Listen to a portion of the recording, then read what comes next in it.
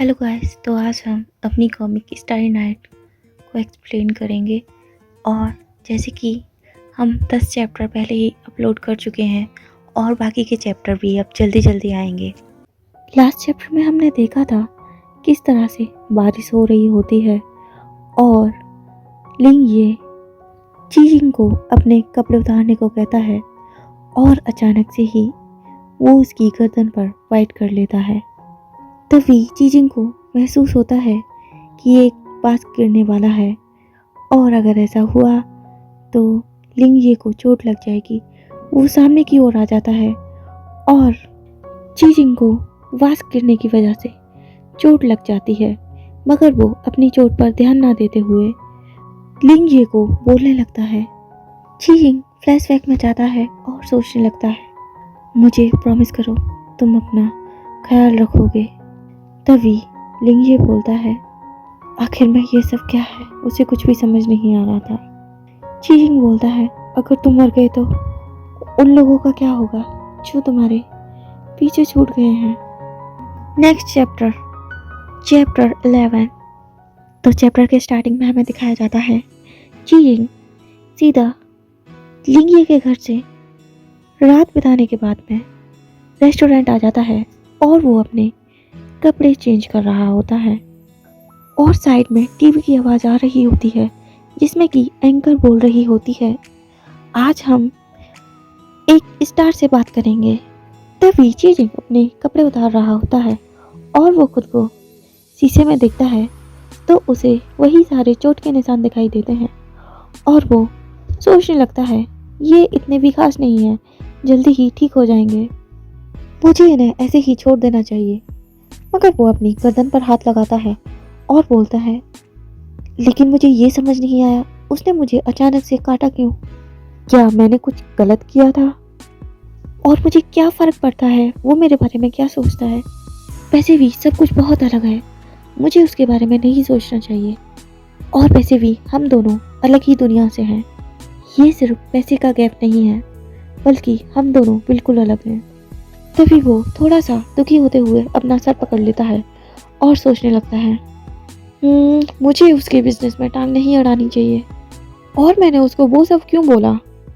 तभी चीजिंग को आवाज़ आती है, चीजिंग आज तुम इतनी जल्दी कैसे आ गए? वो सामने की ओर देखता है तो वहाँ पर उसे फेंगे दिखाई देता है। चीजिंग बोलता है, ओह आज मैं अपनी सुबह वाली जॉब पर नहीं गया, मैं हॉस्पिटल से ब्लंडी को देखता हुआ सीधा यहाँ आ गया। फेंगे चीजिंग की ओर देखता है और वो एकदम से शॉक हो जाता है और वो बोलता है फेंगे, लेकिन फेंगे को सुनाई नहीं देता। वो अपने ही ख्यालों में खोया हुआ था जिसमें कि उसे पास्ट के फ्लैशबैक आते हैं और वो सोच रहा होता है आखिर में चीजिंग के साथ में चल के आ रहा है और उसे चीजिंग का नया मोबाइल और जल्दी से भाग कर घर जाना याद आता है।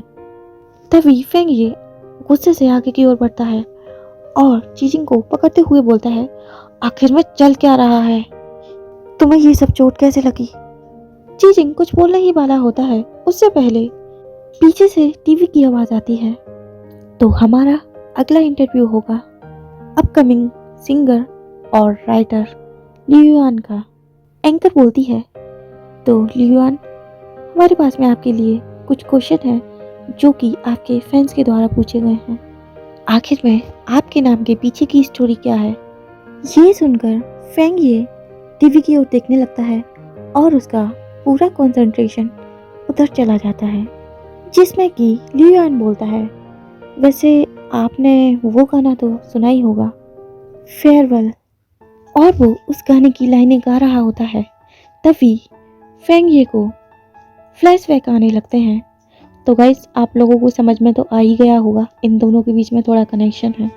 लियुआन जो कि एक सिंगर और राइटर है और फेंगे का अच्छा दोस्त भी था पास्ट में। तभी हमें लियुआन और फेंगे का बेड सीन दिखाया जाता है जिसमें कि वो दोनों किसिंग पोजीशन में थे और लियुआन गहरी सांस लेते हुए बोलता है, आखिर में फेंगे तुम बेड में ही अच्छे पार्टनर नहीं हो बल्कि हम दोनों का नाम भी मैच खाता है और वो पास्ट में हुए इंटीमेट मोमेंट्स को सोच रहा होता है, जिसमें कि किसिंग और साथ में प्रैक्टिस करना, ये सब उसके दिमाग में चल रहा होता है। और हमें दिखाया जाता है एक गिटार जिसकी अचानक से स्ट्रिंग टूटती है। तो गाइस वो गिटार सिर्फ गिटार नहीं था, उनका रिश्ता था। लियोन बोलता है, मैं इस तरह से जी जी कर थक गया हूँ, मैं इस तरह से तुम्हारे साथ फंसा नहीं रह सकता, मैं अपनी ज़िंदगी ऐसे नहीं गुजार सकता फेंगे, मैं जा रहा हूँ, गुड बाय फेंगे। और अचानक से एंकर बोलती है, आपका बहुत बहुत शुक्रिया, आप हमारे शो में आए। तो गाइस इनकी नई प्लेलिस्ट देखिए और इनको ऐसे ही सुनते रहिए और हम जल्दी लौट के आएंगे और हमारे साथ बनी रहिए और देखते रहिए हमारा शो।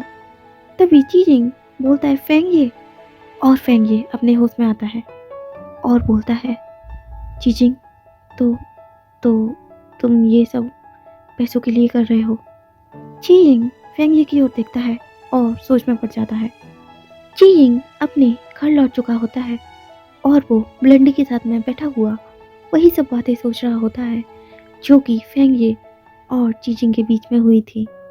फेंगे चीजिंग को बोलता है, मुझे माफ़ करना, मैंने तुम्हें गलत समझा, मैं तुम्हारे बारे में ऐसा कैसे सोच सकता हूँ, लेकिन तुमने मुझे क्यों नहीं बताया, मैं तुम्हारे लिए कुछ करता, वैसे भी हम दोस्त हैं, क्यों। चीजिंग फेंगे की ओर देखता है और बोलता है, वैसे इतना भी बुरा नहीं है एक मॉडल होना, वैसे भी कौन सा मुझे अपने कपड़े उतारने पड़ते हैं लड़कियों के सामने, तुम्हें मेरी इतनी चिंता करने की कोई ज़रूरत नहीं है।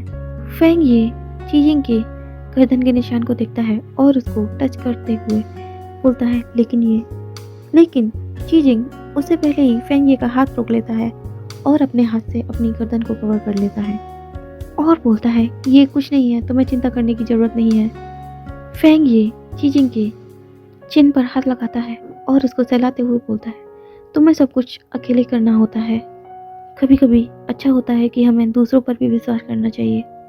चीजिंग मैं और अचानक से फ्लैशबैक एंड होता है और चीजिंग सोचने लगता है, मैंने फेंगे को इस तरह से कभी नहीं देखा, आखिर में उसने वो बात कंप्लीट नहीं की जो वो कहना चाहता था, आखिर में वो क्या कहना चाहता था।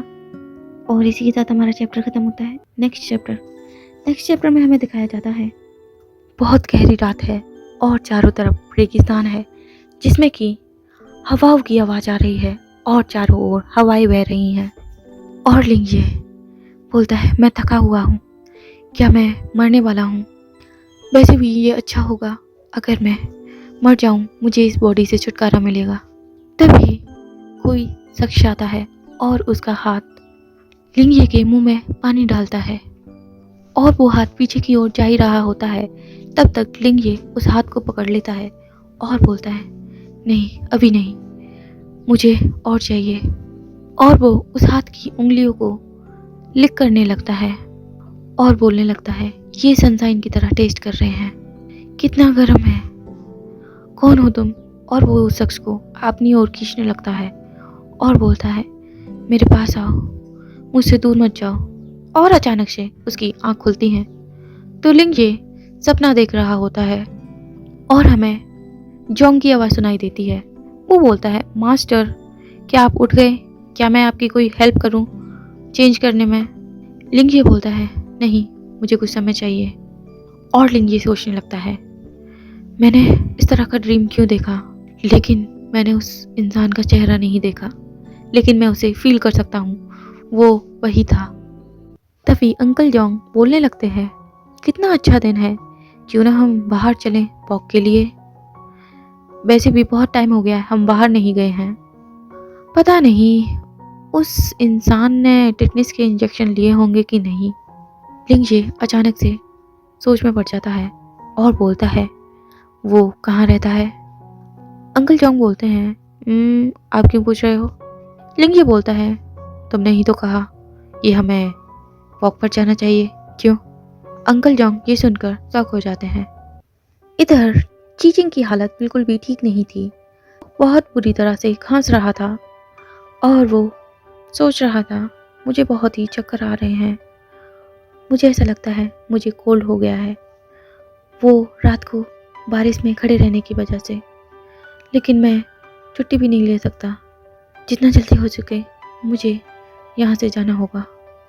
सीन शिफ्ट होता है और हमें अंकल डोंग और फेंगी दिखाए जाते हैं जो कि चीचिंग के घर पर आए हुए थे। अंकल जोंग बोलते हैं यही वो जगह है जहाँ वो रहता है, बट मुझे लगता है वो यहाँ पर नहीं है। मैंने उसका नंबर ट्राई किया था लेकिन उसने उठाया नहीं। क्या हमें नेवर्स के पास में चलना चाहिए? वांग हेल्प करेगा नीचे जाने के लिए और कार को पार्क करने के लिए। तभी फैंग ये बोलता है और वो लोग जाने ही लगते हैं। तभी उन्हें दरवाजे के अंदर से आवाज़ सुनाई देती है जो कि कुत्तों के भौंकने की थी और वो दोनों दरवाजे की ओर देखने लगते हैं। और इसी के साथ हमारा चैप्टर ख़त्म होता है। नेक्स्ट चैप्टर हमें दिखाया जाता है अंकल जोंग और लिंग ये चीजिंग के रूम में आ जाते हैं और अंकल जोंग चीजिंग को बेड पर लेटा हुआ देखकर बोलते हैं ओह, मैं तो डर ही गया। ये इंसान फीवर से बेहोश पड़ा है, हम इसको ढूंढ भी नहीं पाते। अगर इन कुत्तों ने भौंका नहीं होता तो ये तो अच्छा हुआ कि इसने डोर को लॉक नहीं कर रखा था। मैं तो इमेजिन भी नहीं कर सकता आखिर में क्या हो जाता। और अंकल जोंग बोलते हैं मास्टर प्लीज़ मेरे लिए यहाँ पे वेट करना, मैं फैमिली डॉक्टर को कॉल करता हूँ। शायद ये सब उसी की वजह से हुआ है, कल जो वाउंड लगा था इसको और उसी की वजह से इन्फेक्शन फैल गया है। लिंग ये सिर्फ चीजिंग के फेस को ही देखे जा रहा था और वो सोचने लगता है तो ये वही जगह है जहाँ ये रहता है। ये एक स्ट्रीट डॉग के शेल्टर जैसा लग रहा है और वो टेबल पर रखे फ़ोटोज़ को देख रहा होता है जिसमें कि एक बच्चे का फ़ोटो था और कुछ फ्रूट्स रखे हुए थे। और लिंग ये सोच में पड़ जाता है और उसे वो सारे फ्लैशबैक याद आते हैं जब वो पूछ रहा होता है क्या तुम्हारा कोई छोटा भाई है, और चीजिंग बोलता है हाँ। और लिंग ये सोचने लगता है इसने सारे फ्रूट्स पिक्चर्स के आगे रखे हुए हैं तो इसका मतलब ये है कि इसकी फैमिली नहीं रही। तभी पीछे से कुत्तों के भौंकने की आवाज़ आती है मगर चीजिंग के फेस से पसीना बह रहा होता है और लिंग ये उसी की ओर देख रहा होता है और सोचने लगता है इसे बहुत पसीने आ रहे हैं।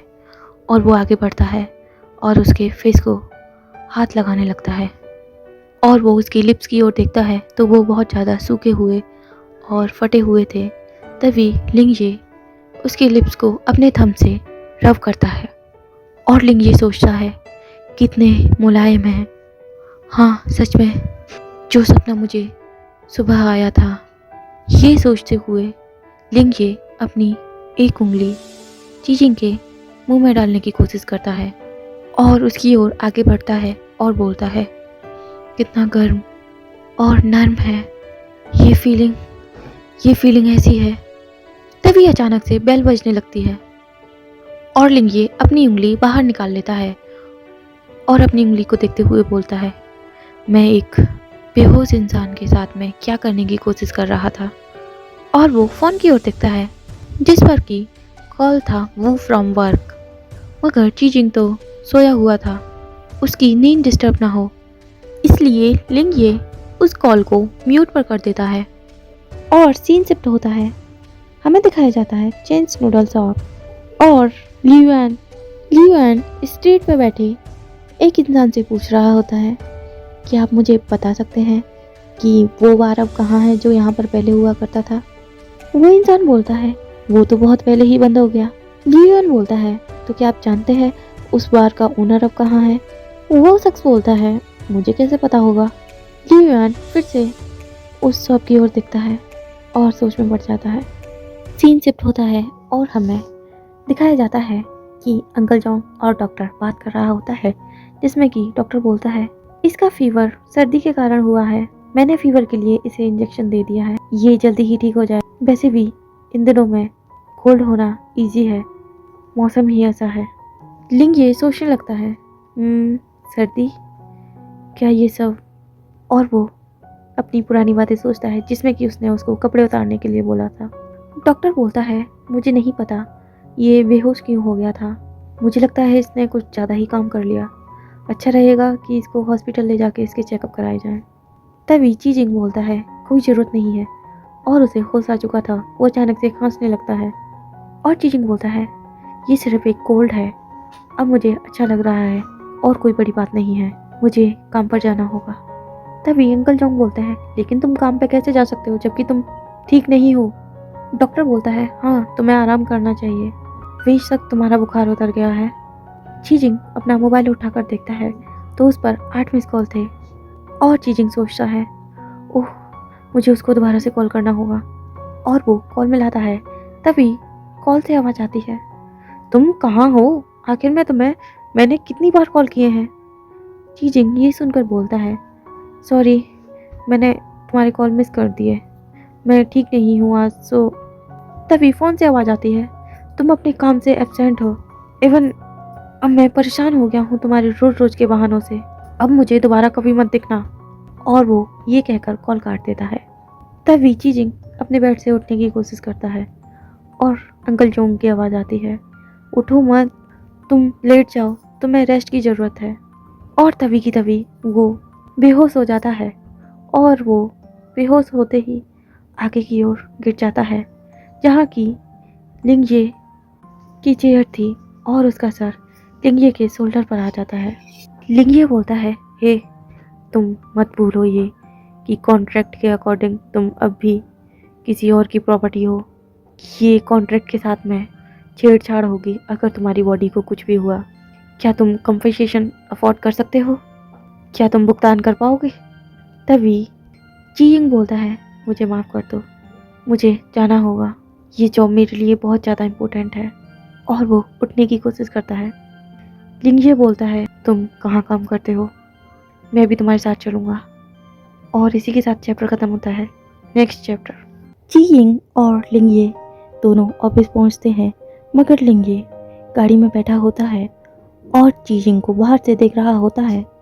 वो देखता है कि चीइंग का बॉस उसे बहुत तेज डांट रहा होता है। चीइंग आकर वापस गाड़ी में बैठ जाता है।